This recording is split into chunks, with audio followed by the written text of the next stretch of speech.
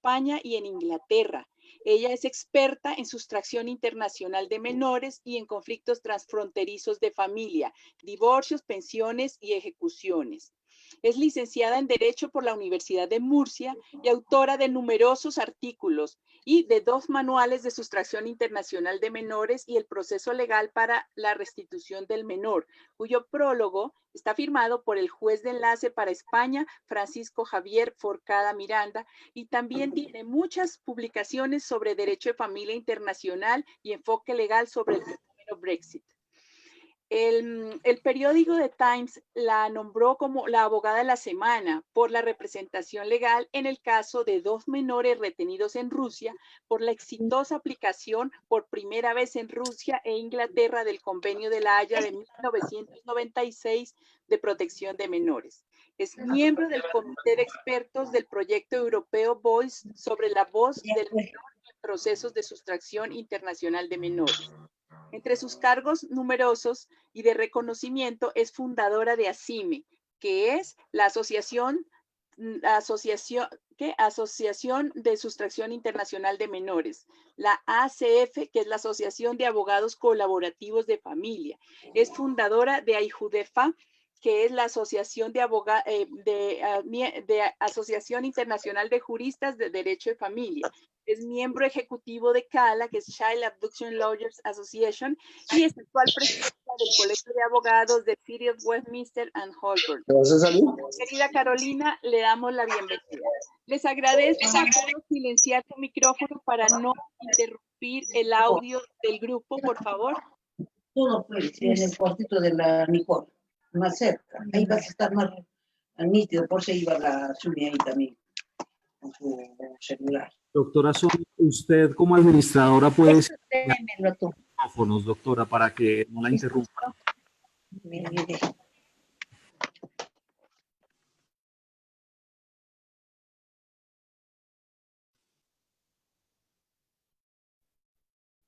Doctora, tiene silenciado su micrófono, no le estamos escuchando. En este momento estamos todos silenciados para poder escuchar a Carolina. Carolina, ¿nos escuchas? Sí, sí, muy bien. Perfecto, gracias. Hola, buenas tardes, Sonia. Muchas gracias por esta invitación. Es un placer estar de nuevo en Colombia, aunque sea de forma telemática. Me preguntas por la sustracción internacional de menores. De forma básica, me gustaría solo indicar que estamos hablando de una sustracción internacional de menores cuando un menor, da igual de qué nacionalidad sea, es trasladado de un país donde reside a otro país sin el consentimiento de uno de los progenitores y infringiendo los derechos de custodia de ese progenitor.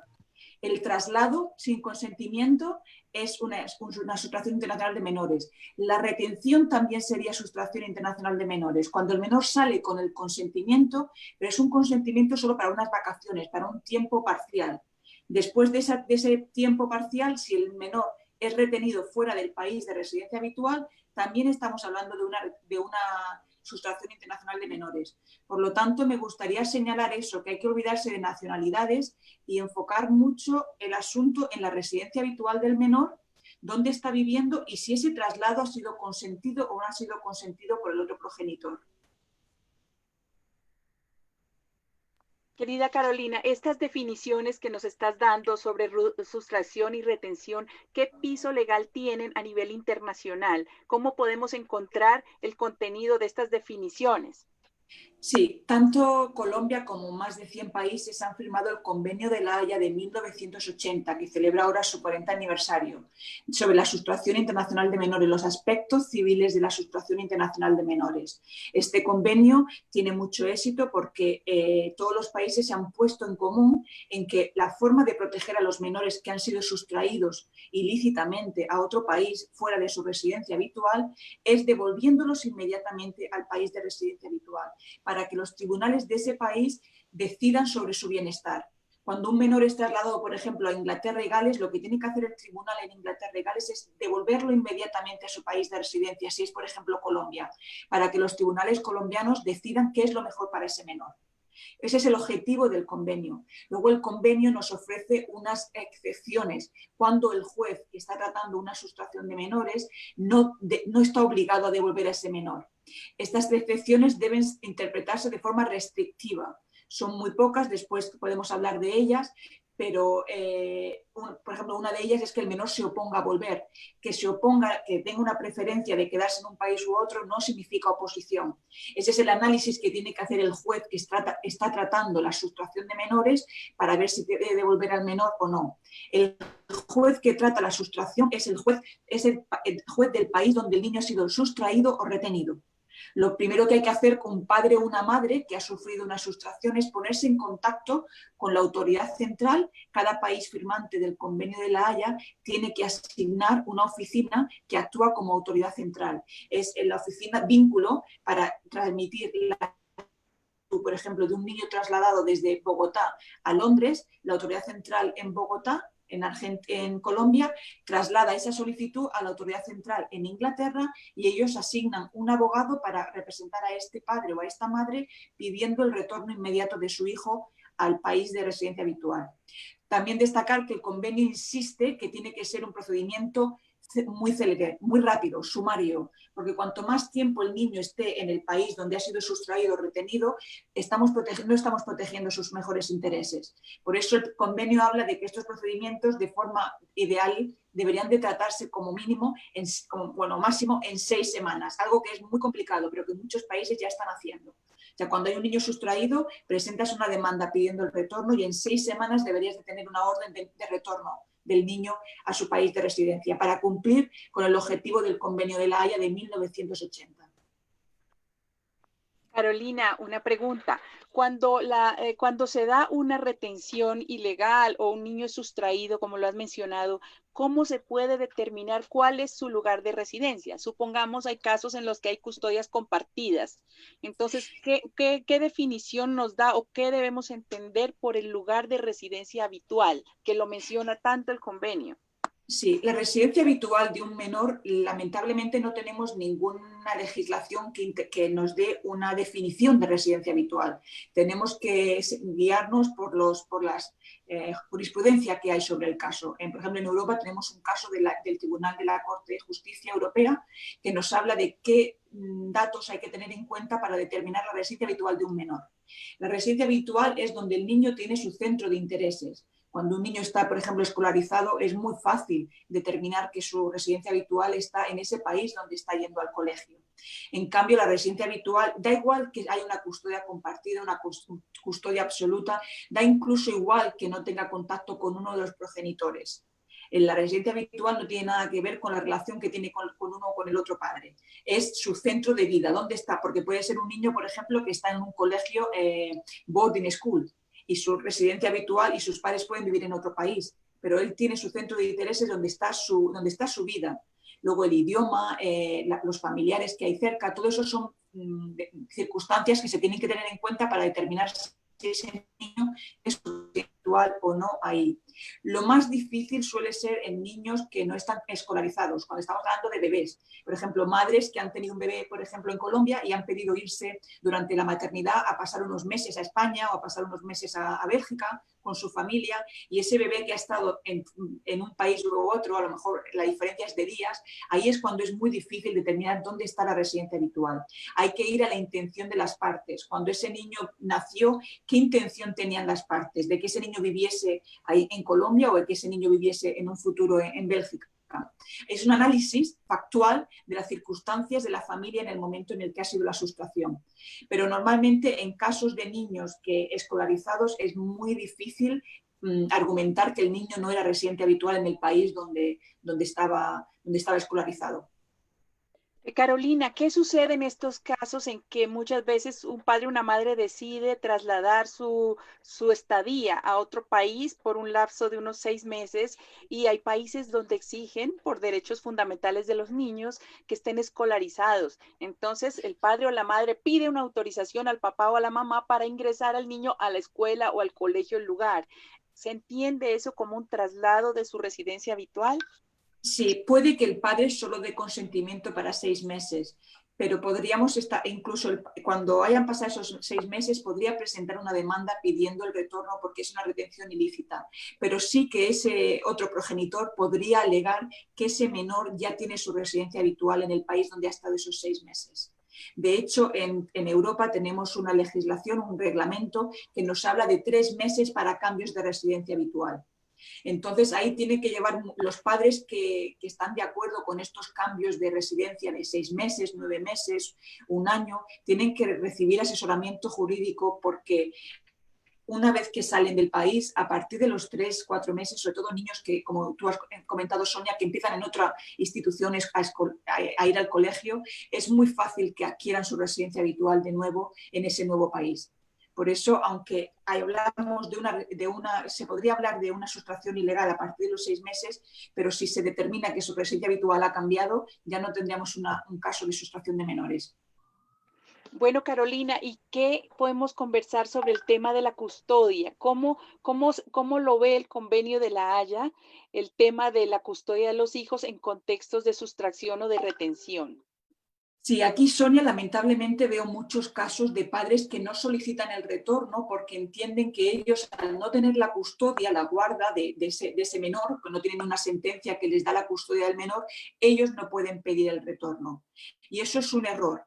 Legalmente el convenio nos está diciendo en el artículo 5 que los derechos de custodia son los equivalentes a la decisión de la residencia de un menor. O sea, un padre que tiene la patria potestad, entiendo que en Colombia se habla de patria potestad como en España, o en Inglaterra se habla de parental responsibility, un padre que tiene esos derechos y obligaciones sobre ese menor, entre los derechos está el de decidir la residencia del menor.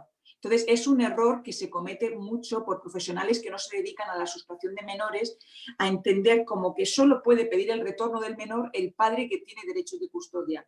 Pero esos derechos de custodia no son como se entienden de forma doméstica por la legislación colombiana, sino derechos de custodia como se entiende a nivel internacional, en derecho internacional privado, que lo determina el artículo 5 del convenio, que es el derecho que incluye el decidir la residencia de tu hijo. Carolina, Sonia, no te oigo. cuando tú hablas de profesionales expertos para el tema de restitución, cuéntanos en Inglaterra, ¿cómo es el tema de los abogados que trabajan los temas de restitución? Sí, en Inglaterra y Gales estamos hablando tenemos alrededor de unos tres. Están duros, pero como van ritmo, ¿cuándo se me toca? Por favor, silenciar los micrófonos, colegas. Sí, continúo, Sonia. En Inglaterra, cuando tenemos alrededor de unos 300 casos al año entrantes, o sea, niños que son retenidos o sustraídos a Inglaterra. Entonces, lo que hizo Inglaterra cuando firmó el convenio en 1985 es legisló e hizo un procedimiento específico para estos casos. Lo que creo que ha sido un éxito ha sido que creó una concentración judicial. O sea, solo hay un tribunal en todo el país que decide estos casos. Entonces, también hay una consistencia en la aplicación del convenio y de las excepciones al no retorno. Entonces, lo que hace la autoridad central tiene un listado de abogados que somos especializados en sustracción de menores, porque hemos pasado unos exámenes que tenemos que renovar cada 4 años. Entonces, cuando llega un caso, por ejemplo, de Colombia, van a ese listado la autoridad central y nos mandan el caso a uno de esos abogados acreditados. Y nosotros iniciamos el procedimiento ante la corte que está en Londres pidiendo el retorno inmediato del menor. Yo creo que esta especialización también, no solo la concentración judicial, sino también esta especialización de los abogados, hace que el procedimiento en Inglaterra y el convenio se aplique de forma tan efectiva. La verdad que es uno de los países que más órdenes de retorno conceden. O sea, tenemos un porcentaje muy alto de órdenes de retorno. Todas las excepciones se interpretan de forma muy restrictiva y se intenta proteger al menor para que sea devuelto al país de residencia habitual de una forma segura, por medio de unas medidas que faciliten esa protección hasta que el país que tiene la competencia para decidir sobre su bienestar, sobre qué contacto, qué visitas tiene que tener con cada uno de los progenitores, hasta que ese país tome cartas en el asunto y decida sobre ese menor, que haya unas medidas de protección que lo protejan, ¿no? Hasta que ese tribunal tenga la competencia y pueda ejercitarla.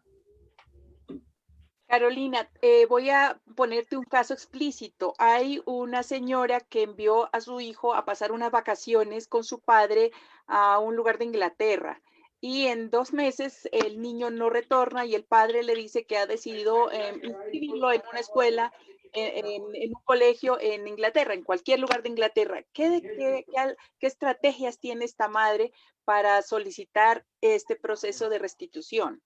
Sí, como hemos dicho al principio, hay que actuar, es un procedimiento, hay que actuar muy rápido. Estamos hablando se lo dejó solo por 2 meses, una vez que él dice que no va a volver el menor o ve cualquier indicio de que no tiene intención de devolverlo, como por ejemplo registrarlo en el colegio, debe que comunicarse inmediatamente con la autoridad central en Colombia y también con un abogado en Inglaterra que la pueda poner en contacto con la autoridad central inglesa para no perder más tiempo. O sea, autoridad central en Inglaterra también directamente y presentar una demanda pidiendo el retorno inmediato de ese niño a Colombia. Si pasa 1 año sin que haya presentado esa demanda, hay un peligro de que se pueda interpretar que ella ha consentido por omisión. O sea, al no tomar ninguna acción pidiendo ese retorno del menor, está consintiendo por omisión, que es una de las excepciones que da el convenio para no devolver a un menor.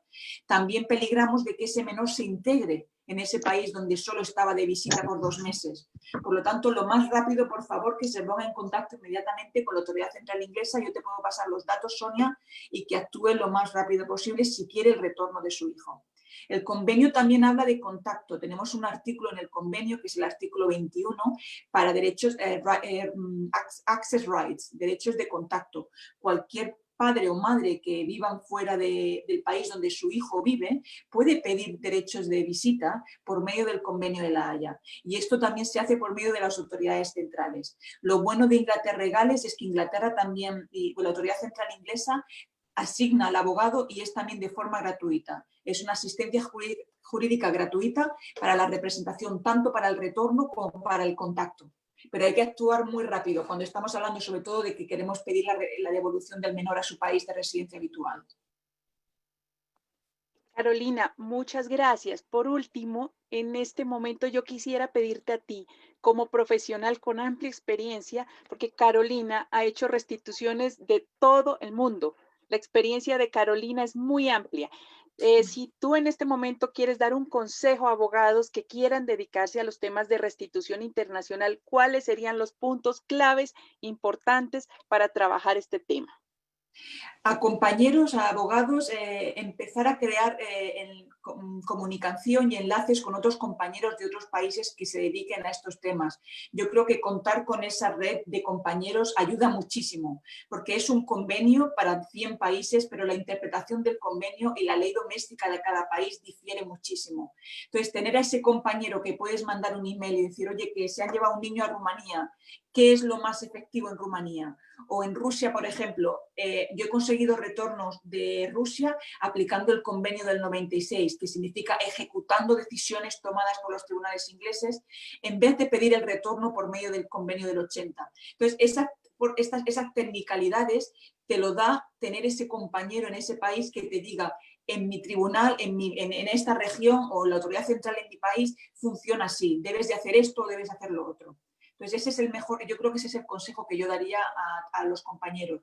Hay muchas asociaciones en Europa y también ahora está AIJUDEFA a nivel de habla hispana, a nivel internacional, que cuentan con estos profesionales. Y entonces tenemos la suerte ahora de las redes sociales, de estos seminarios por Zoom. Hay mucha información y es muy fácil crear esa red de compañeros. Muy bien, Carolina, muchas gracias. Vamos a volver con Carolina en un tema más adelante. Sí. Y ahora, Sonia, gracias.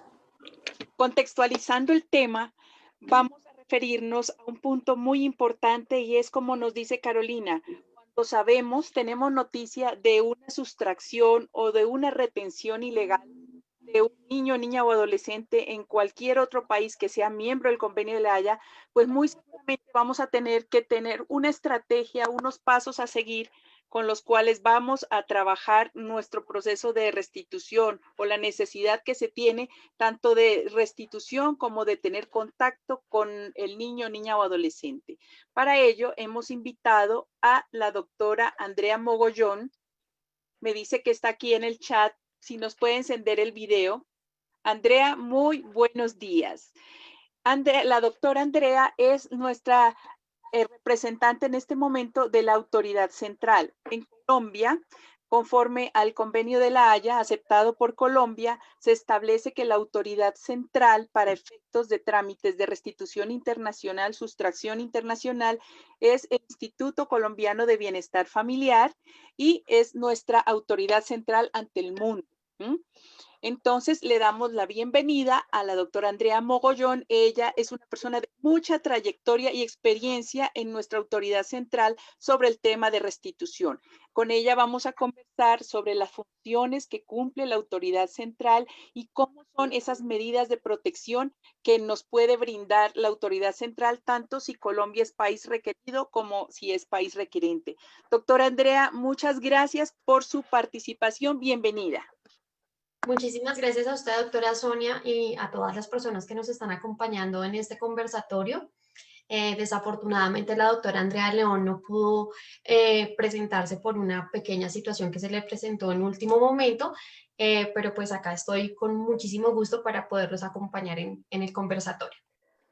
Bueno, doctora Andrea, comencemos en materia. Cuéntenos como autoridad central, ¿cómo funcionan ustedes? ¿Cuáles son sus principales funciones en cuestiones de los temas de restitución internacional? Efectivamente, el Instituto Colombiano de Bienestar Familiar, a través de la Subdirección de Adopciones, es la autoridad central para la ejecución de varios convenios internacionales en materia de niñez y de familia, entre los cuales están los convenios de restitución internacional, que comprende la restitución y la regulación internacional de visitas. Nuestro rol es de doble vía, es decir, como lo decía la doctora Sonia, es cuando Colombia es país requerido y también cuando Colombia es país requirente. Nos encargamos de que las solicitudes, sean de Colombia requerido o requirente, siempre deben pasar por nosotros, que somos la autoridad central para su ejecución y trámite correspondiente. El rol se divide teniendo en cuenta que cuando somos país requerido tiene una ruta con las actuaciones propias de las autoridades que son competentes para este proceso, y cuando es requerente de igual manera, teniendo en cuenta que nosotros somos los que verificamos que cumpla con los presupuestos del convenio para poderlo remitir a la autoridad central del país que estamos requiriendo. No sé si pueda contar cómo es el proceso cuando es Colombia requerido, Colombia requirente. Doctora Andrea, le agradezco, nos comente de manera breve. Yo sé que la experiencia suya da para sentarnos a conversar el resto del día, pero hagámoslo de manera breve para que las personas que están hoy en nuestro chat puedan enterarse cómo es ese trámite interno cuando solicitamos que nos restituyan o cuando solicitamos o cuando somos solicitados para restituir a un niño. Gracias. Bueno, las solicitudes cuando Colombia es país requerido, la gran mayoría de estas solicitudes llegan provenientes de la autoridad central del país que nos está solicitando el regreso del menor de edad, el menor de 16 años. Nosotros revisamos que efectivamente estas solicitudes estén acordes a los requisitos y a los presupuestos que exige el convenio de La Haya de 1980, revisando que efectivamente exista un traslado o una retención ilícita, y que además de esto nos acompañen en la solicitud todos los documentos que acrediten que efectivamente el niño que está siendo en este momento solicitado tenía su residencia habitual en el país que nos está requiriendo. Una vez nosotros determinemos que efectivamente sí cumple con estos los presupuestos establecidos en el convenio, remitimos las solicitudes al lugar de donde está el niño, donde se encuentra el niño. El Instituto Colombiano de Bienestar Familiar tiene presencia a nivel nacional. Entonces, nosotros remitimos la solicitud a la regional o al departamento donde se encuentre este niño para que allí se adelante la primera etapa. Estos procesos tienen dos etapas en Colombia. Uno es la primera etapa es la etapa administrativa, a cargo de los defensores de familia o los comisarios de familia, dependiendo la ubicación del menor de edad. Y la segunda etapa es una etapa judicial que está a cargo de nuestros jueces de familia. Una vez nosotros como autoridad central remitimos las solicitudes a la autoridad administrativa, que puede ser, como lo decía anteriormente, un defensor o un comisario de familia, esta autoridad llama a una diligencia que se llama diligencia de persuasión a retorno voluntario al menor de edad y a la persona que sustrae o retiene de manera ilícita al niño, con el fin de verificar cuáles son los motivos de ese traslado e invitar a esa persona a hacer un retorno voluntario, indicándole las incidencias penales y civiles que puede tener tanto en Colombia como en el país que nos está requiriendo. Dependiendo de ello, se podrá activar o se activa la segunda etapa, que es la judicial. En caso que la persona desee regresar de manera voluntaria al niño, pues se adelanta todo el proceso de acompañamiento hasta que se surta el retorno voluntario. En caso que el sustractor o la sustractora se oponga por algún motivo, se dará inicio a la etapa judicial para que sea un juez de la República quien determine si efectivamente el niño debe regresar o no al país que se considera la residencia habitual. ¿Sí? Este es como el proceso cuando nosotros somos país requerido. Cuando somos país requirente, es decir, estamos solicitando el regreso de uno de nuestros niños que fue víctima de traslado o retención ilícita a un país parte de la convención, todas las solicitudes se pueden recibir a través de nuestros defensores de familia o a través de nuestros comisarios de familia y se centralizan en la autoridad central, que es la Subdirección de Adopciones del ICBF. Allí llegan todas las solicitudes, nosotros de igual manera revisamos que efectivamente cumpla con los presupuestos, los requisitos, que si se va a un país que no se habla el español, se cuente con la traducción de los documentos, que haya un traslado o una retención ilícita, que el país donde se encuentra el niño sea un país parte del Convenio de La Haya, y remitimos la solicitud y acompañamos en todo el proceso al aplicante hasta que se determine si el niño debe regresar o no a Colombia. Es como el proceso. Doctora Andrea, en los contextos en los que entra una solicitud para restituir a un niño, ¿cuáles son las medidas de protección que toma la autoridad central en atención a que no se le vulneren derechos a este niño que supuestamente está sustraído o retenido en Colombia? Bueno, efectivamente nosotros tenemos a cargo varias medidas de prevención. La autoridad central no las ejerce, pero sí las ejerce el defensor de familia o el comisario de familia, quien tiene la potestad para realizarlo. Como les decía, una vez nosotros remitimos el expediente a esta autoridad, la primera medida que adelanta el defensor de familia o el comisario es un impedimento de salida del país. Esto con el fin de detener el desplazamiento del niño, para que no haya nuevos traslados a otros países. Entonces, esta es la primera medida. Posterior a ello, en la audiencia de persuasión a retorno voluntario, el defensor de familia podría disponer que se fije un contacto permanente del niño con el padre aplicante o la madre aplicante, dependiendo de esto, para que se conserve este derecho que tiene el niño a no ser separado de su familia. Eso es como las grandes medidas que se toman dentro del proceso de restitución cuando somos país requerido. Bueno, y en el evento, doctora, en que seamos un país que está requiriendo a otro país el retorno de un colombiano o de un niño que ha tenido residencia en Colombia y se encuentra en otro país, ¿qué medidas puede solicitarse a través de nuestra autoridad central? Nosotros sugerimos cuando de pronto se nos pone en conocimiento que hay una situación de vulneración del niño o que se encuentra en riesgo, de inmediato alertamos a la autoridad central del país que estamos requiriendo con el fin de que se tomen unas medidas preventivas a favor de este niño. Nosotros sugerimos el tipo de medidas, sin embargo, pues la competencia no basta ya, teniendo en cuenta que pues nosotros no podríamos entrar a solicitar una medida en otro país. Sin embargo, sí recomendamos y solicitamos el acompañamiento de la entidad protectora de niños en el otro país. Doctora Andrea, hay padres que han dejado transcurrir el tiempo, por ejemplo, han pasado 8 meses, han guardado silencio, se ha pasado el año ya y dicen definitivamente yo lo único que quiero es mantener un contacto, un derecho de un tiempo de visitas, de convivencia. Entonces, el convenio de La Haya nos dice que es para la sustracción y también para el régimen de visitas o de contacto. ¿Cómo podría acceder una persona a la autoridad central colombiana para solicitar a cualquier país del convenio que nos permita hacer una regulación de visitas o de contacto? ¿Qué medidas podríamos tomar? ¿Cómo sería la estrategia para estos padres o también para abogados que desean asesorar en el tema de no retorno, pero sí el derecho de contacto con sus hijos o con su hijo? ¿Cómo sería el caso ahí?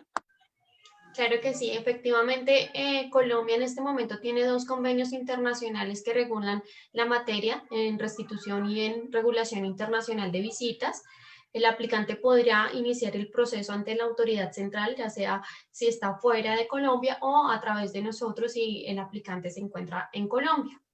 Los requisitos básicamente son los mismos y la ejecución se da de la misma manera en Colombia. Tiene dos etapas, una administrativa, donde se busca conciliar con la persona que tiene el cuidado y la custodia permanente de este niño para que haya un contacto directo con el padre o la madre que está solicitando la regulación internacional de visitas. Y de igual manera, en caso de que somos país requirente, solicitamos a la autoridad central del país requerido, se inicia el proceso de regulación internacional de visitas. En esto es importante teniendo en cuenta que el padre que está aplicando ya consintió que la residencia habitual de su hijo sea otro país, que nos llegue una propuesta de visitas, cómo sería ese contacto, si teniendo en cuenta los medios tecnológicos que existen para la conexión de su hijo y también las visitas presenciales en los periodos de vacaciones, los periodos de pronto donde el niño pueda trasladarse al otro país.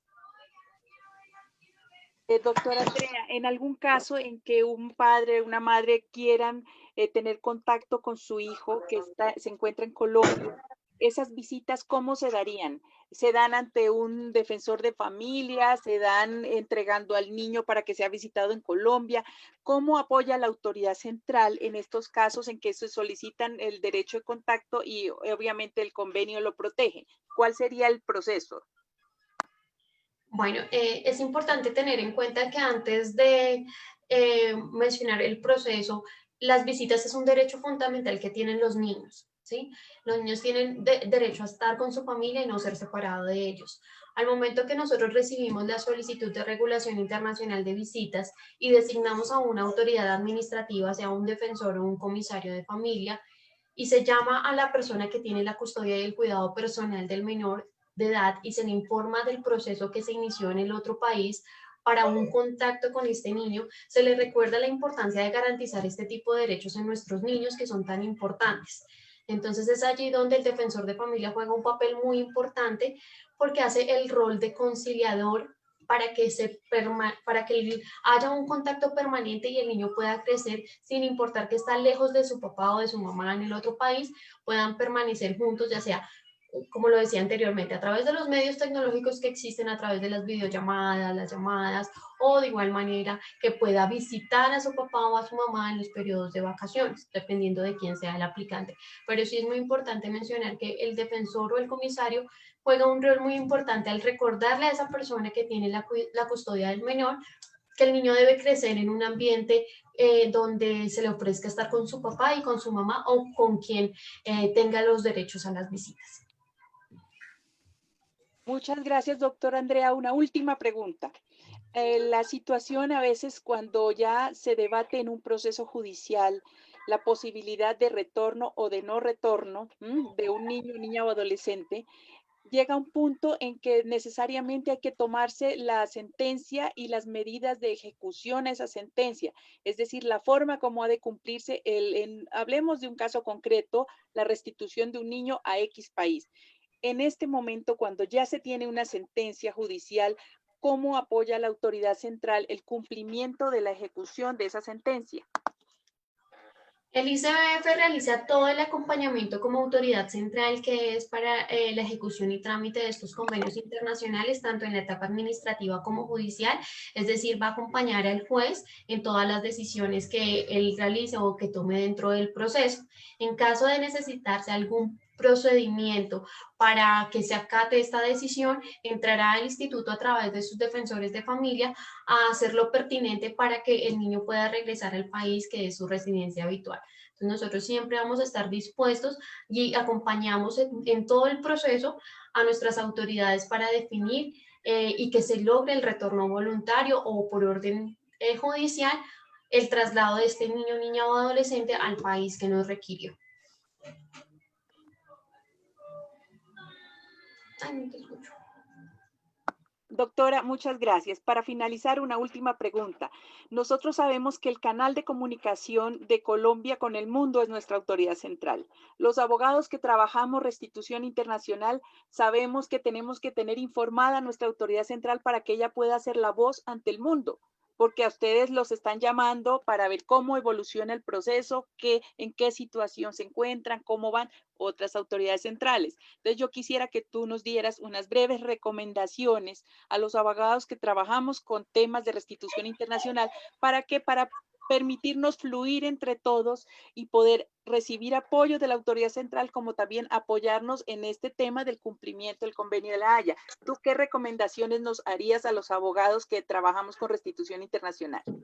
Sí, efectivamente, la Subdirección de Adopciones como autoridad central tiene las puertas abiertas para los abogados, para el papá aplicante, para el presunto sustractor, con el fin de a través de nosotros se tenga el conocimiento pleno de la ejecución de los convenios internacionales. Pueden contar con nosotros como un apoyo para informar las generalidades del proceso y adicionalmente a esto para explicarles de la manera en la cual se desarrolla el proceso, tanto cuando Colombia es país requerido o cuando Colombia es país requirente. Nosotros tenemos nuestras puertas abiertas. Actualmente somos 6 profesionales en el Grupo de Restablecimiento Internacional de Derechos. Estoy en una página aquí. Conferencia. Como lo decía la doctora Sonia, efectivamente, nosotros somos el primer canal de comunicación del país, entonces es muy importante que nuestras autoridades, cuando conozcan de un proceso de restitución o regulación internacional de visitas, nos informen de todas las actuaciones que se surten dentro del mismo, teniendo en cuenta que en el otro país hay un papá que está solicitando y que espera una respuesta y que como se trata de un convenio internacional, nosotros estamos obligados a cumplir este convenio internacional como Estado.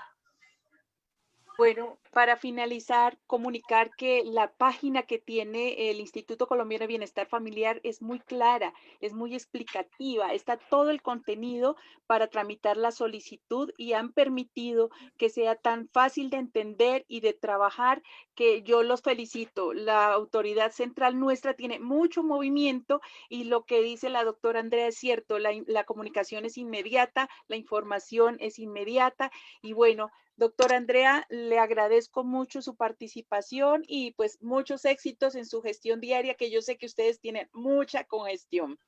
Muchas gracias, doctora, por la invitación. Muchísimas gracias. Bueno, con mucho gusto. Bueno, después de haber conocido el tema y haber entrado en detalle del papel tan importante que juegan nuestras autoridades centrales como puente de comunicación para cumplimiento del Convenio de la Haya en estos contextos internacionales, vamos a entrar en un tema muy importante y son las excepciones al retorno.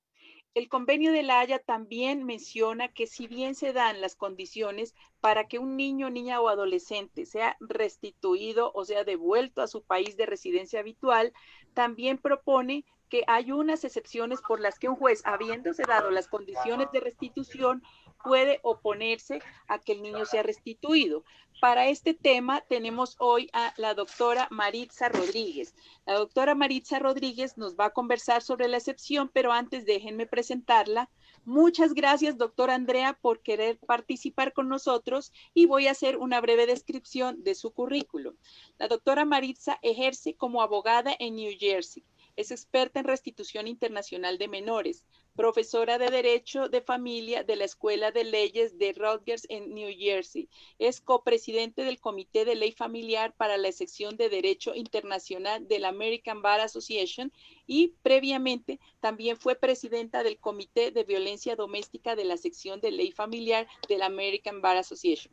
Es socia actual de la Asociación Internacional de Juristas de Derecho de Familia. Doctora Maritza Rodríguez, bienvenida a nuestro conversatorio. Muchas gracias por la invitación. Es un honor participar. Saludos desde Estados Unidos. Doctora Andrea, muchas gracias. Vamos a comenzar contigo conversando sobre las excepciones que propone el Convenio de la Haya cuando están dadas las circunstancias para el retorno. Sin embargo, en un proceso se debate la necesidad de que un juez haga un pronunciamiento y efectivamente el juez encuentra que no es viable el retorno. ¿Cómo se dan estas circunstancias? ¿Cuáles son? Explícanos. Gracias. Bueno, para que sea bien simple para entender, hay 6 excepciones que uno puede decir para no poder regresar al niño. La primera es que el demandante no estaba ejerciendo de forma efectiva la custodia que ahora trata de invocar, o sea que no tenía derecho de custodia por cual el niño debe de ser devuelto. La segunda sería de que el demandante había había consentido a que el niño fuera al país donde está. Por ejemplo, si dio consentimiento que el niño, por ejemplo, viajara con la mamá a Estados Unidos y se quedara acá, o que su comportamiento dio que por entender que él aceptó que el niño se fuera allí a vivir. La tercera fuera que ha pasado más de un año desde el momento del traslado o de la retención ilícita hasta la fecha del inicio de los procedimientos judiciales. Y que si ha pasado más de un año, entonces esa es una de las excepciones. La cuarta es que el niño es lo suficiente mayor y tiene un grado de madurez suficiente para decir que no se quiere regresar y que es apropiado atender esa objeción de él.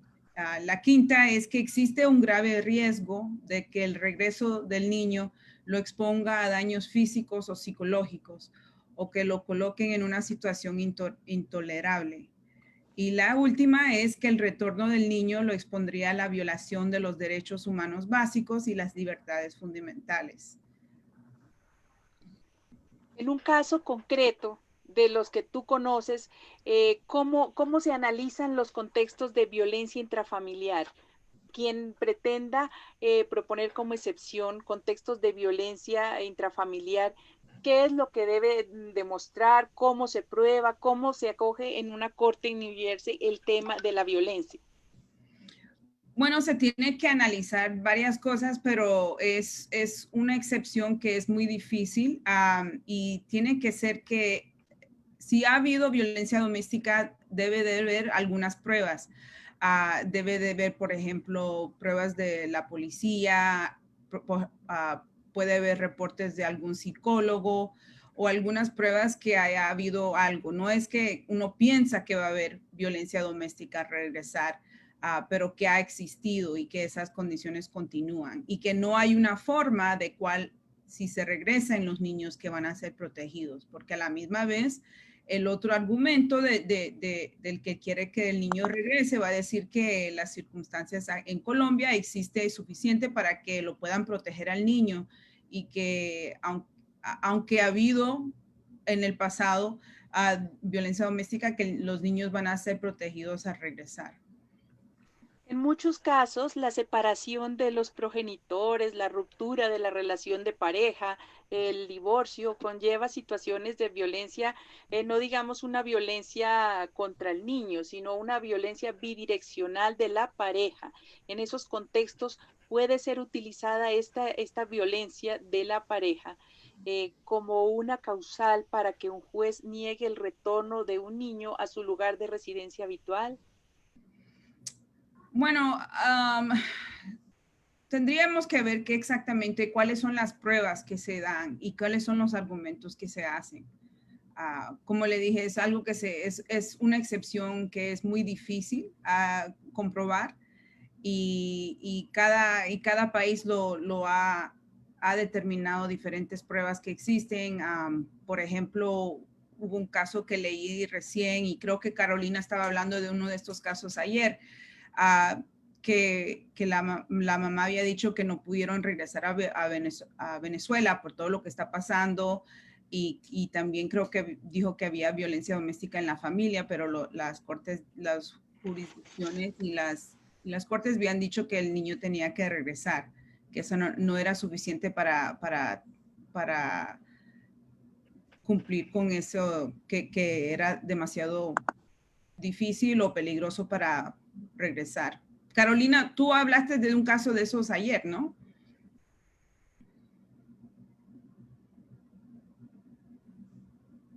Ay, perdón. Sí, como dice Marisa, estos casos son los más complicados porque cada país, la forma en la que interpreta esa violencia puede diferir muchísimo.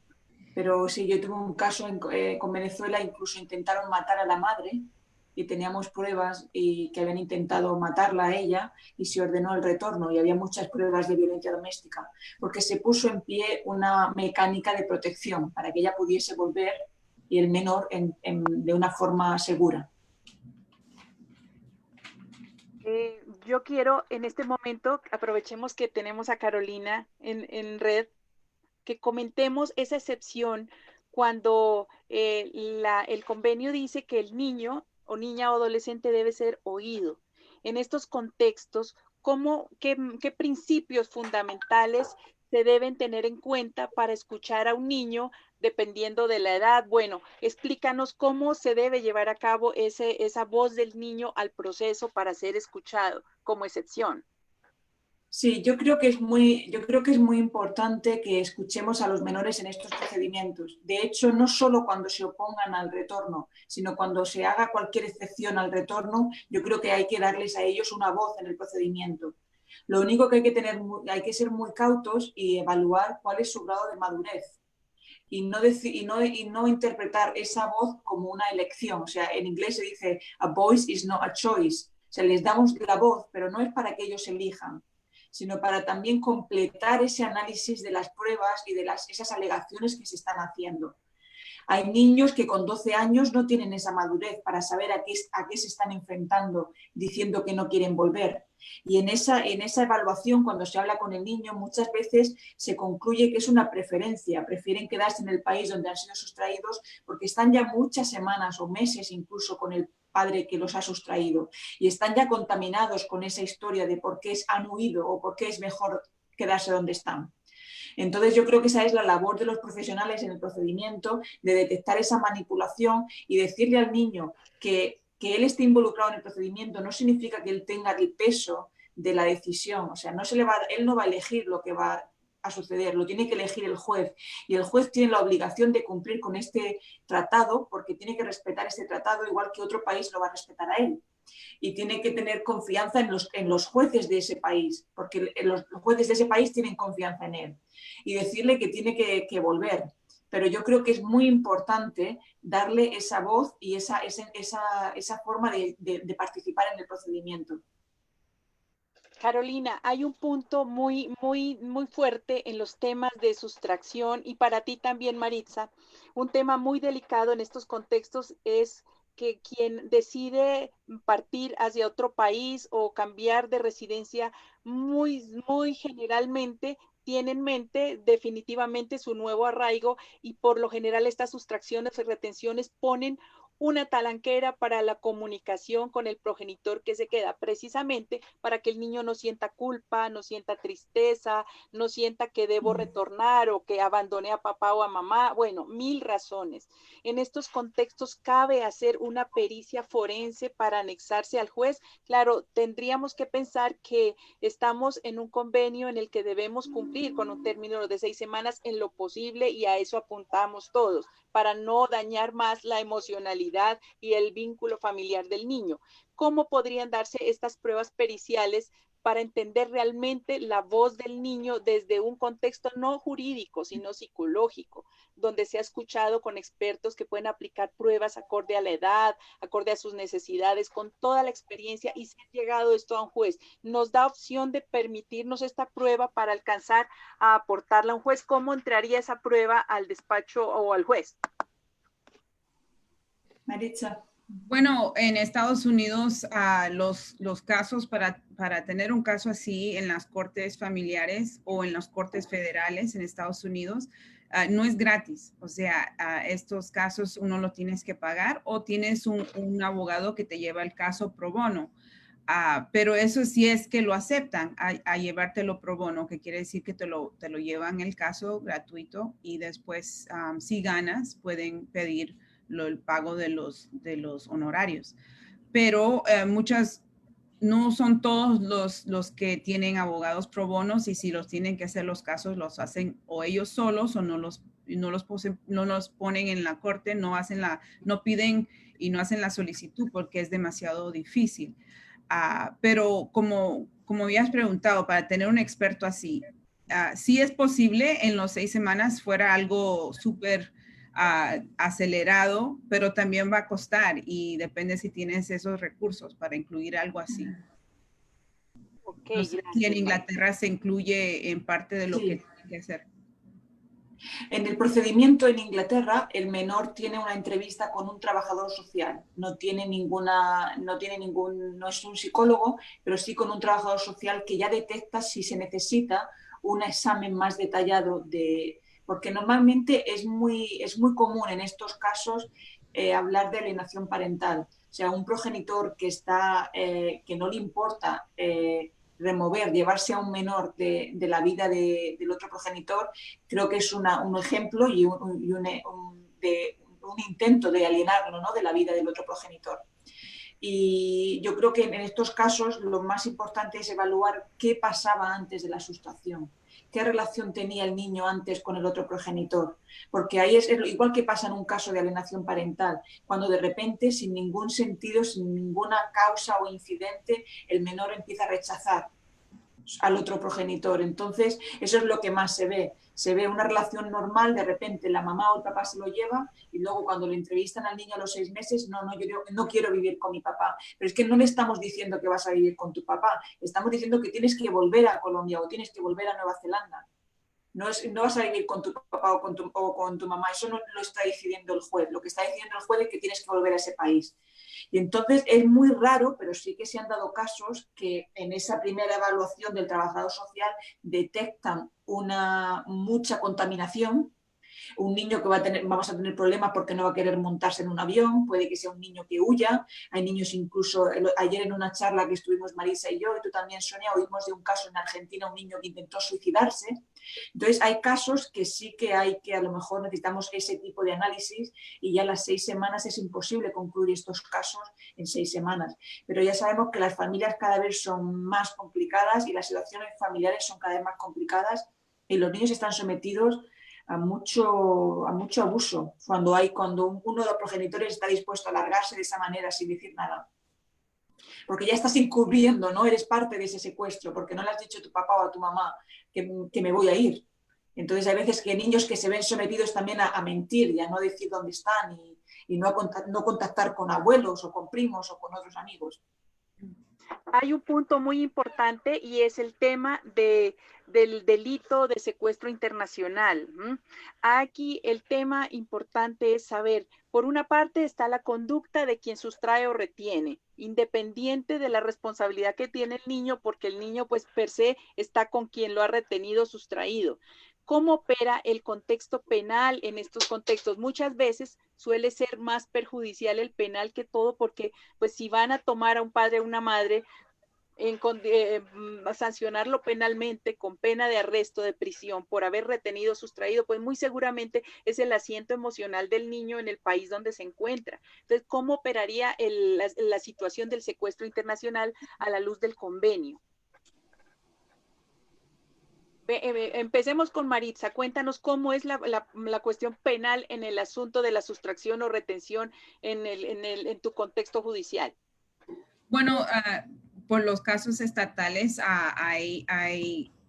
puede haber graves penales, pero eso fuera algo que se tuviera que tratar separado del caso de si se hace una corte familiar.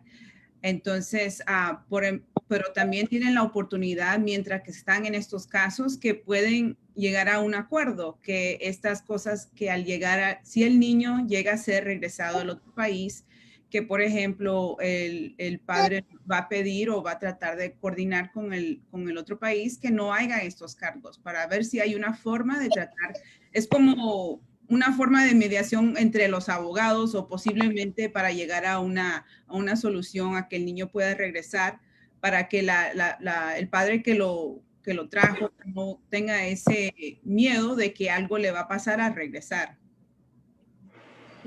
Ok. En Estados Unidos creo que es automáticamente es un delito, ¿no? Empiezan sí. En Inglaterra solo es delito cuando es denunciado ante las autoridades, ante la policía, entonces es un delito. Y es la sustracción, no la retención ilícita. El niño que ha salido de Inglaterra de vacaciones y no devuelve no es un delito, es solo la sustracción. Pero yo en el procedimiento de retorno del menor, el procedimiento civil, recomiendo no tomar esas acciones, porque se suele utilizar el hecho de que hay una denuncia pendiente o un procedimiento penal abierto como la defensa del retorno a una situación intolerable, a una situación de grave riesgo, porque el progenitor que va a volver a ese país puede ser arrestado y terminar en prisión. Entonces yo, a veces es tarde porque ya le han recomendado a sus abogados en el país que lo hagan, pero yo cuando me contactan le digo que siempre hay tiempo de denunciar, siempre hay tiempo de si ese es el camino que hay que llevar, de hacerlo, pero de momento no denunciar porque nos puede perjudicar mucho el procedimiento civil, que es el más importante porque es el objetivo de ese procedimiento es conseguir el retorno del menor. El penal es solo penalizar a la persona por su comportamiento, la prioridad es conseguir el retorno del menor. Pero mi experiencia con Estados Unidos, Maritza, es que muchas veces cuando vuelven, al llegar son arrestados porque ya están siendo, el procedimiento está muy avanzado, el procedimiento penal. Sí, sí, dependen en cada caso, pero hay muchos casos en que eso es parte de lo que tiene que ser referido también al Estado para que empiecen ese caso. Ahí hay un punto muy delicado y es que mientras haya una posibilidad de un proceso penal en otro país, siempre lo hacen saber. Los padres que están buscando la restitución o quien desea que le restituyan, comunica que iniciará las acciones civiles y penales a que haya lugar para lograr que mi hijo vuelva. El tema aquí delicado es que muchas veces esta cortina lo que permite es que no haya conciliación, que no haya una negociación, porque precisamente dice, yo no tengo la certeza de que llegue allá y me quiten el niño y yo vaya a pagar prisión. Hay países donde la comunicación, imagínense la diferencia cultural, la diferencia de idiomas, a veces la inexperiencia de los abogados en contextos internacionales donde no se tiene más información que la amenaza de la situación penal. Entonces, yo creo que esto merma mucho la posibilidad de llegar a acuerdos, que en estos contextos lo más importante es mediar. ¿Por qué mediar? Porque cuando dan la autorización para que un niño retorne, muy seguramente ese retorno, como ha sido debatido en instancia judicial, va a ser muy difícil que el niño vuelva. Hemos tenido casos en que se ha reincidido en la sustracción o la retención, precisamente porque el contexto judicial los deja enfrentados. Los deja enfrentados a que si me lo quitaste, ahora no te lo devuelvo en vacaciones. O si lo retuviste, ahora tengo el derecho de retenerlo. Y se vuelve un tira y dale. Y pues ya sabemos que el contexto más álgido en este contexto es el sufrimiento de estos niños que se convierten en niños mochila, que no saben si este año lo terminan aquí y si el próximo año me toca volver con mi mamá o con mi papá o si un juez me ordena devolverme. Entonces, ese contexto tan complejo que se vuelve para los niños, pues se podría evitar si se logran buenos acuerdos de mediación. Yo quisiera que nos comentara, Carolina, bueno, supongamos que damos la seguridad de que no hay un proceso penal esperándome para tomarme presa. Entonces, vamos a llegar a un buen acuerdo de mediación.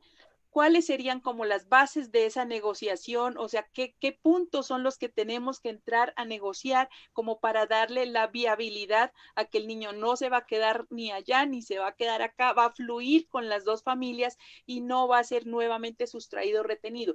¿Qué sugieren a manera de mediación para este punto concreto? Sí, la mediación es lo más importante y sería lo deseable, de que todos estos casos, por lo menos las partes lo intentasen. En Inglaterra tenemos mediadores en la primera vista y sí que se resuelven muchos casos por mediación. Lo que se suele hacer es un poco ponerse en los zapatos del otro, ¿no? De decirle, bueno, si vuelvo, por ejemplo, a Colombia, voy a pedir permiso a los tribunales colombianos para venirme otra vez. Entonces, ¿quieres que tu hijo vuelva solo para unos meses y luego yo me vuelva a venir? Entonces es intentar hacer un poco un acuerdo, ¿no? De qué es lo mejor para nuestro hijo a largo plazo, qué visitas, y es un poco de un compromiso mutuo, ¿no? De decir, bueno, no pido la pensión de alimentos porque tú vas a venir a ver al niño y cosas así. Pero es muy difícil, Sonia, tú piensas que después de En estos casos se rompe la confianza. Cuando un padre se lleva un niño del país, no puedes llegar a... Es muy difícil volver a reconstruir esa confianza en ese padre o en esa madre, después de haber hecho ese acto. Entonces, la mediación yo creo que es muy valiosa porque se sientan, empiezan a hablar más de temas técnicos, de las cosas prácticas. Cuando vuelve, para que no interrumpamos otra vez el colegio, dónde va a vivir, dónde no va a vivir, qué contacto va a tener con el otro padre. Eso ayuda muchísimo porque el juez no puede resolver todo eso. Pero yo veo que en la práctica la falta de confianza es la clave. Entonces, muchos padres están dispuestos a dejar que el niño continúe en Inglaterra, pero no se fían que una vez que firmen el acuerdo, la madre vaya a permitir el contacto por lo que ha hecho ya. Entonces eso hay que hacer una reconstrucción también de esa confianza mutua durante el procedimiento de mediación. Pero es valiosísimo tener un mediador en estos casos, valiosísimo, porque el tribunal solo tiene que devolver al menor, el resto tiene que ser por medio de acuerdos y de comunicación entre abogados y mediadores. Muchas gracias. Entonces, ya sabemos que, que hay excepciones y que la situación de mediación sería excelente precisamente cuando empiezan a verse visos de conflictos en parejas transnacionales. Es muy necesario que como abogados empecemos a pensar en qué acuerdos o qué posturas asumimos para evitar que lleguen a una sustracción o una retención. Doctora Maritza, doctora Carolina, muchas gracias. A ti, Sonia, muchísimas gracias a ti por la invitación. Bueno, vamos a entrar en este momento en un punto muy interesante de nuestro conversatorio y son las entidades de apoyo que tienen tanto profesionales como padres y madres para trabajar su restitución o cuando hay que restituir a un niño. Colombia, a través del Convenio de La Haya, tiene a un juez de la red de jueces. Es nuestro doctor Jaime Londoño Salazar. Voy a hacer una breve descripción, pero primero, bienvenido, doctor Jaime. Gracias, doctora, muy amable, al equipo de Conexión Colombia y un saludo también para los que están conectados y por supuesto para las anteriores e ilustres conversadoras. Bueno, el doctor Jaime Londoño Salazar es magistrado de la Sala Civil de Familia del Tribunal de Cundinamarca. Es abogado de la Universidad Santo Tomás, licenciado en Filosofía y Letras, tiene posgrados en Derecho Comercial, en Derecho Procesal Civil, en Derecho Constitucional, en Familia y Alta Gerencia de las Universidades de Santo Tomás, de los Andes, de la Universidad Libre Externado de Colombia. Es abogado adscrito a Cámara de Comercio y es profesor de las universidades Externado de Colombia, de la Universidad del Rosario, de la EAN, de la Universidad del Bosque y de la Universidad Libre. Es formador de la Escuela Judicial Rodrigo Lara Bonilla en temas de derecho civil y de familia. Ha sido ponente en infinitos congresos nacionales e internacionales sobre el tema de restitución internacional de niños y tenemos el gran honor de tenerlo como nuestro juez ante la red de jueces de La Haya. Entonces, sin más preámbulos, le damos la bienvenida al doctor Jaime y quiero de entrada preguntarle qué es la red, qué es la institución de la red de jueces ante el Convenio de La Haya. Gracias, doctora, muy gentil, Sonia Rocío, muy amable. El juez de la red es un elemento de cooperación dentro del Convenio de La Haya. Las dos autoridades fundamentales que trae el Convenio de La Haya de 1980 es la autoridad central y la autoridad judicial. Fundamentalmente son las dos autoridades. Nosotros, los jueces de la red, es un organismo al lado del convenio de cooperación. Se creó esta asociación en 1998 en Holanda. Empezó con jueces con jueces europeos. Actualmente hay 89 países con jueces de la red y somos 129 jueces integrantes de la red de jueces de La Haya en todo el mundo. Es más o menos el marco que se da, es un marco de cooperación, de ayuda, de soporte. Y en Colombia el juez de la red apenas se reglamenta en el año de 2011 con un acuerdo del Consejo Superior de la Judicatura, que es el acuerdo 7682, que estableció la forma de su elección, que le estableció sus funciones y su marco normativo. Doctor Jaime, como usuaria, como padre o madre que accede a la solicitud de restitución o que tiene que ver con un proceso de sustracción internacional, ¿qué puede esperar en el apoyo que pueda darle el juez de la red? Tanto en la costumbre internacional como en el acuerdo que cité, el 7682, los jueces de la red tenemos circunscrito a nuestra función al asesoramiento de nuestros pares nacionales y de nuestros pares extranjeros. Es más o menos si hay un nacional de otro país que quiera acudir a una cierta asesoría en el país, lo debe hacer a través del juez de la red de su país y este contactará con el juez de la red del país requerido. Ese es más o menos el marco que tenemos. Nosotros en Colombia, un poco yendo más allá, muchas veces hemos atendido a los padres que vienen en busca de sus hijos, no como asesoría, más bien como apoyo, como indicación de las entidades y del procedimiento y de los mecanismos que pueden usar para lograr esto sin ir a romper el equilibrio que debe existir en el proceso en favor de ninguna de las partes, pero sí dando una especie como de soporte a estas personas que a veces se vienen directamente sin acudir a sus jueces de la red. Entonces llegan al país sin mucha orientación y los abogados, a través de los abogados,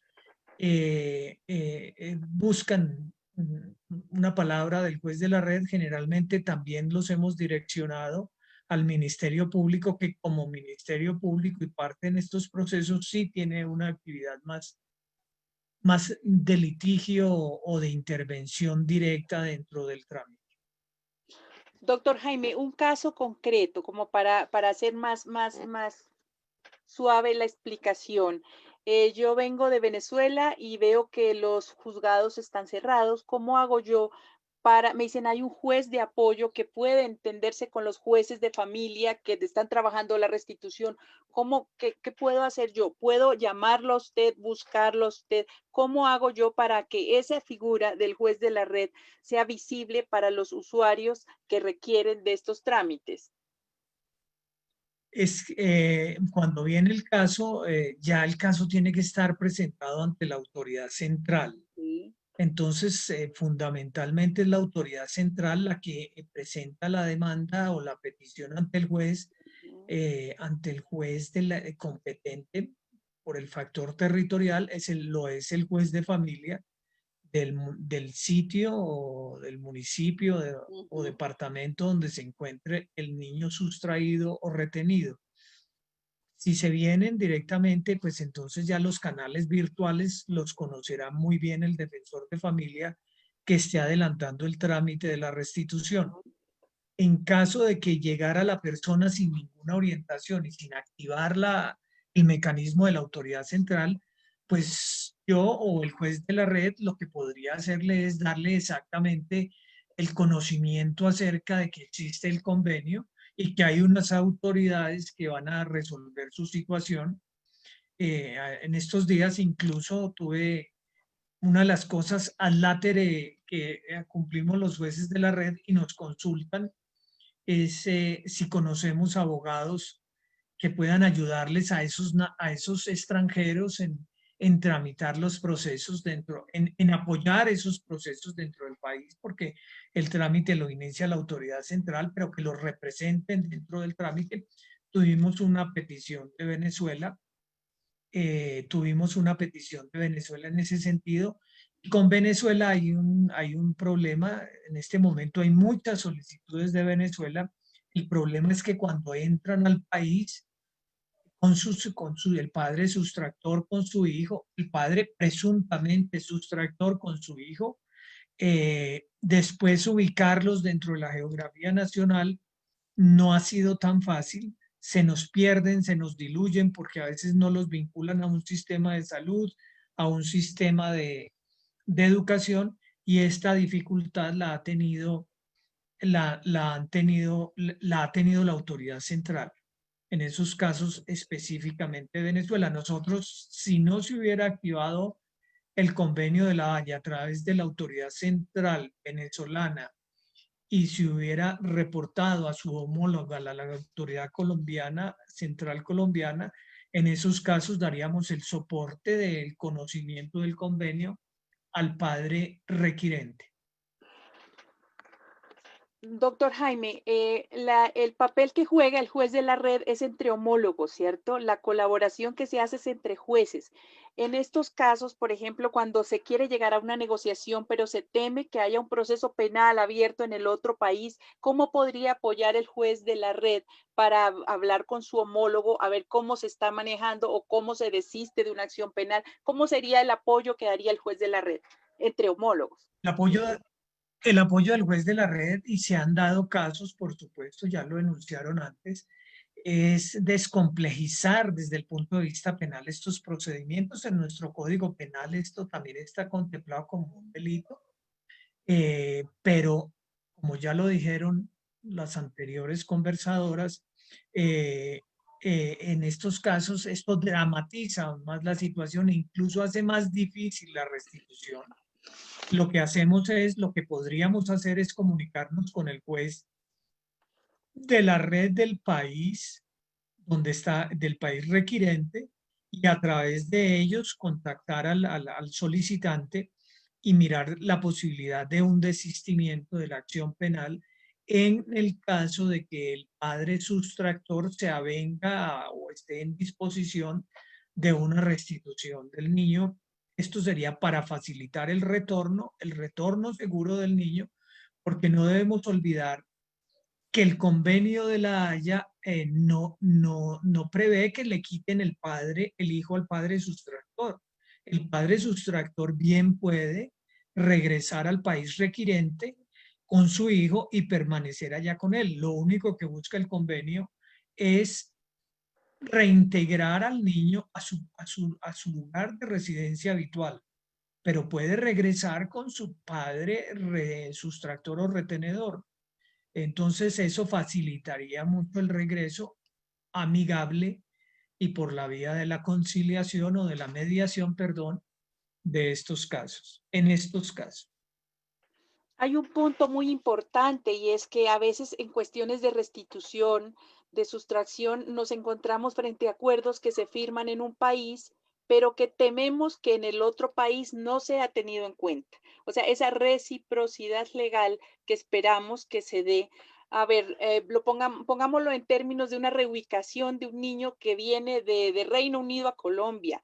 Los acuerdos a los que se llegan allá tienen vida jurídica, pero resulta que al llegar a Colombia ese contexto cambia porque es un acuerdo que obedece a las leyes y al contexto en Reino Unido.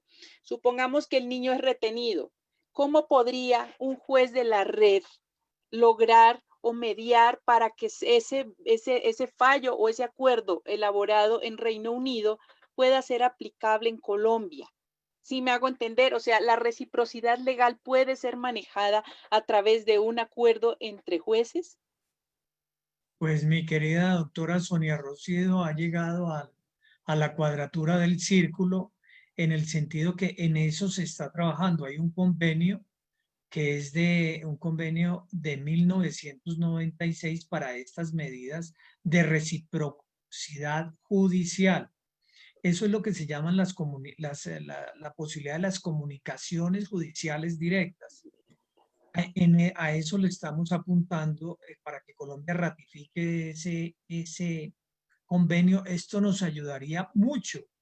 ¿Por qué, doctora Rocío? Porque en el caso de que, por ejemplo, el juez encuentre probada la excepción, no necesariamente eso conlleve a negar la restitución, sino a tomar unas medidas que amortiguen, que disminuyan el efecto nocivo de esa excepción probada, que el niño regrese a su país de residencia habitual. Pero para eso, el juez del país sustractor podría dictar unas medidas que se replicaran en el país requirente. Eso es, en eso está, en este momento, en eso está como el punto fundamental en los convenios de restitución, de lograr esa reciprocidad. Muchos países, por ejemplo en América Latina, Uruguay ya lo aplica.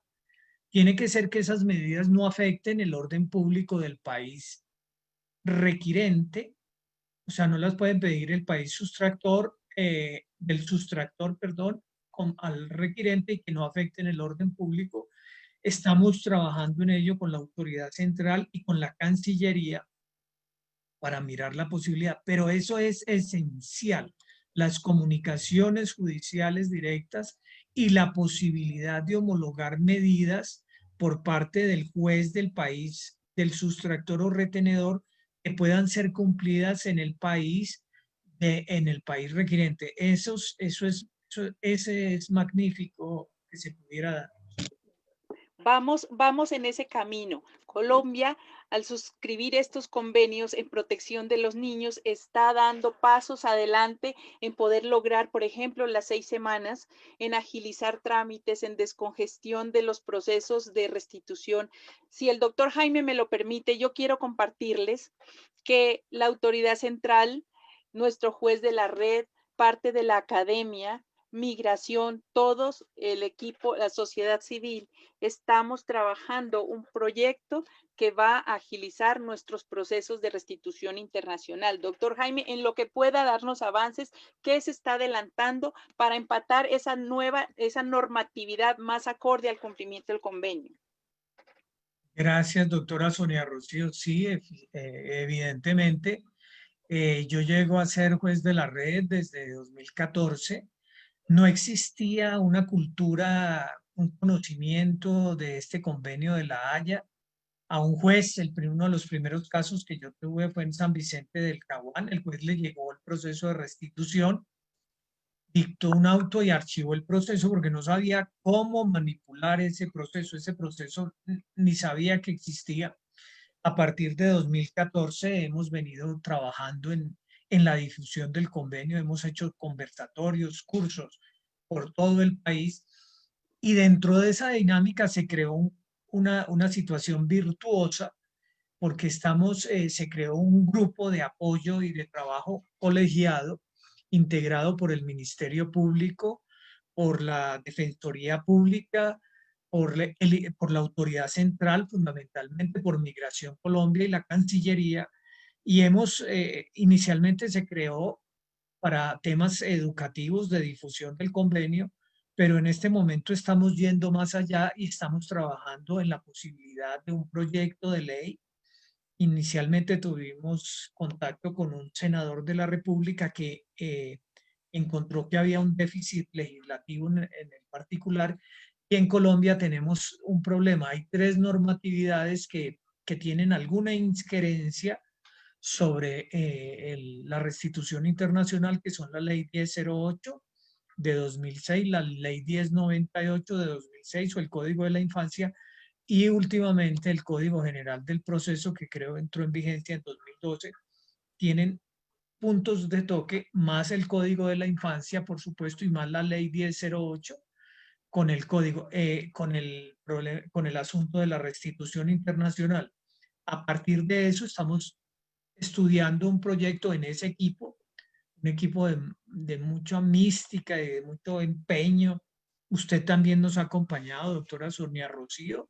Por supuesto que ha sido muy importante tanto en la difusión del convenio como en el apoyo de esta iniciativa de legislación. Estamos avanzados, hemos hecho muchas rondas y lo que buscamos es, como usted ya lo ha dicho, adelgazar las dos etapas que tenemos, la etapa ante la autoridad administrativa y la etapa ante las autoridades, la etapa ante la autoridad central y la segunda etapa ante la autoridad administrativa y la autoridad judicial, entendiendo por autoridad administrativa los defensores de familia y los comisarios en subsidio de estos. Estamos trabajando en esa medida, incluso con la doctora Carolina hemos hablado para conocer la resolución que existe en el Reino Unido y la legislación española. Hay legislación nueva en Uruguay, hay legislación nueva en Argentina, hay legislación nueva en muchos países ya que han tratado de incorporar a su legislación interna las pautas del Convenio Internacional de la Haya. Estamos trabajando en ello, pero lo fundamental es la cultura judicial. La cultura judicial y la cultura de los defensores de familia en la agilidad. Depende mucho del elemento subjetivo de quien administra justicia. Creo que incluso con los rudimentos legislativos que tenemos y convencionales que tenemos hoy en día podríamos ser ágiles, pero por la cultura de formación de abogados tendemos al formalismo y a no comprender que esto es más casi una acción constitucional que una acción judicial, y no le hemos podido inyectar ese dinamismo que sí, por ejemplo, tiene la tutela a estos procesos de restitución internacional, pero en ello trabajamos y esperamos tener éxito en la culminación legislativa del proyecto que está en estudio. Doctor Jaime, muchas gracias. Gracias a todos los participantes. En este momento vamos a entrar en un pequeño espacio de preguntas. Veo que hay unas preguntas muy concretas aquí. Por ejemplo, dicen, ¿qué sucede cuando en el proceso de restitución la madre alega y expone maltrato hacia ella y hacia su hijo y su hijo desea no retornar? Entonces, ¿la autoridad central tiene en cuenta esto? Aquí le traslado la pregunta a la doctora Carolina Marín. Sí, ha habido violencia doméstica contra el menor y el menor se opone, esa persona puede argumentar dos excepciones para que ese menor no sea devuelto. La oposición del menor y que sería devuelto a una situación de grave riesgo. Pero cuando hablamos de grave riesgo es el grave riesgo futuro, después del retorno. Entonces, si ese solicitante del retorno puede poner unas medidas de protección, por ejemplo, que no va a vivir en el mismo domicilio que la madre o que no se va a acercar a la madre hasta que un tribunal en Colombia decida lo contrario, el juez que está decidiendo el retorno puede devolver al menor. Otra cosa ya es la oposición del menor. Si el menor se opone porque tiene recuerdos muy malos y hay una oposición firme de no querer vivir en ese país, el juez tiene que tenerlo en cuenta para no ordenar el retorno. La autoridad central tiene que tramitar la solicitud porque esa persona tiene el derecho a pedir el retorno. Es ya el tribunal donde el niño ha sido retenido o sustraído el que tiene que decidir si esas excepciones son suficientes para no ordenar el retorno. Muchas gracias, doctora Carolina. Aquí alguien nos pregunta, cuando la persona que sustrajo al niño no tiene los recursos ni los ingresos para sostener la vida de este niño, no hay una garantía de estabilidad socioeconómica, ¿qué sucede con ese retorno? Yo creo que eso no debería ser un motivo para llevarse a un menor de un país donde tiene su residencia habitual. Hay que tener en cuenta que para cambio de residencia hay que pedir el permiso al tribunal, al juez de la residencia habitual, pedir permiso. Puede que uno de los motivos por el que se quiera ir de ese país es porque tiene un proyecto de vida o de trabajo mejor en otro país, pero no hacerlo de forma ilícita, llevándose al menor. Que el progenitor no pueda mantener al menor no es una de las excepciones del convenio. No lo está poniendo al menor en un grave riesgo, sino si el Estado o el otro progenitor puede mantenerlo. Muy bien, muchas gracias. Doctora Maritza, un padre ha otorgado un permiso a un niño para salir de viaje y luego en el viaje el papá se arrepiente y retira el permiso. ¿Es esta una causal de restitución?